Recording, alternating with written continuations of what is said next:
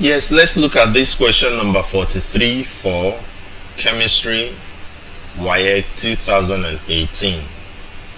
Common salt NaCl, sodium chloride, is used in preserving foods.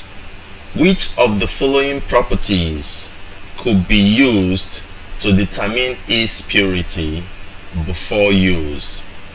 Option A, solubility in water. B, melting point. C, relative density. D, crystalline nature. Now, whenever you're asked for the criteria for purity, if you want to confirm the purity of something, what you use are: number one, melting point, especially whenever you're talking about solids, if the substance is in solid state. Another one is boiling point, when the substance is in liquid state. Now we also have what happens in the chromatogram. That's using chromatography. It has to have a single spot.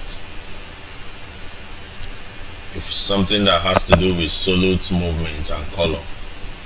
So these are the three basic ways of this determining purity, or three basic ways to confirm purity, and that is what we are being asked here: how to determine the purity of this common salt, which is a solid.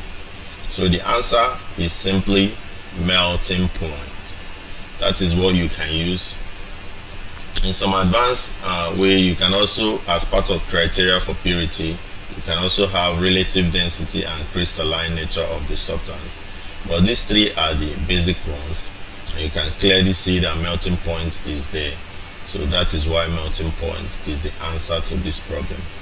You can check it under separation techniques.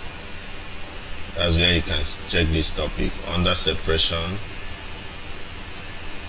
techniques, under test for purity. You see all that I've said. Thank you.